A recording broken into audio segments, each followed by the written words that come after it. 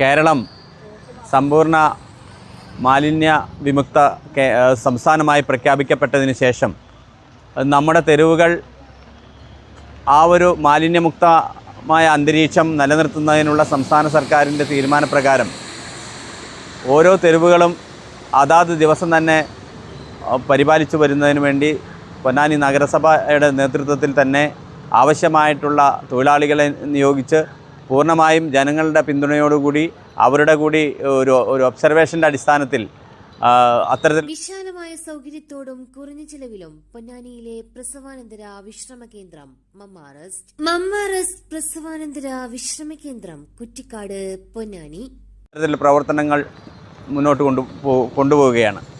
എല്ലാവർക്കും അറിയാവുന്നതുപോലെ നമ്മുടെ പൊന്നാനിയുടെ മാലിന്യ കൂമ്പാരം ആയി കിടന്നിരുന്ന തെരുവുകളൊക്കെ തന്നെ ഇത്തരം പ്രവർത്തനങ്ങളുടെ ഭാഗമായി ഇന്ന് മാലിന്യമുക്ത മേഖലയായിട്ട് മാറിയിട്ടുണ്ട്.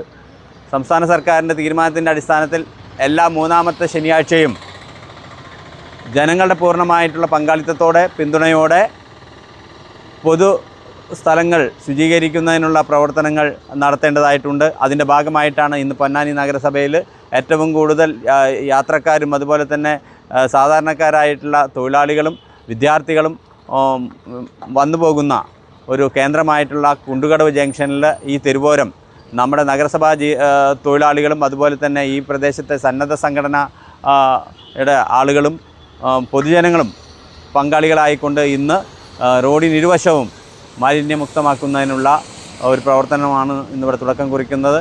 നിങ്ങൾക്ക് എത്ര പേർക്കറിയാം നിങ്ങളുടെ കുഞ്ഞിന്റെ ആദ്യ കാതുകുത്ത് പവൻ ഗോൾഡിൽ തികച്ചും സൗജന്യമാണെന്ന്? എന്നാൽ പത്തരമാറ്റ തിളക്കത്തോടെ 10 വർഷമായി പവൻ ഗോൾഡിൽ ആദ്യ കാതുകുത്ത് തികച്ചും സൗജന്യമാണ്. മാത്രമല്ല പരിചയസമ്പന്നരായ ലേഡി സ്റ്റാഫുകളാണ് നിങ്ങളുടെ കുഞ്ഞുങ്ങൾക്ക് കാതുകുത്തുന്നത്. പവൻ ഗോൾഡ് തിരൂർ.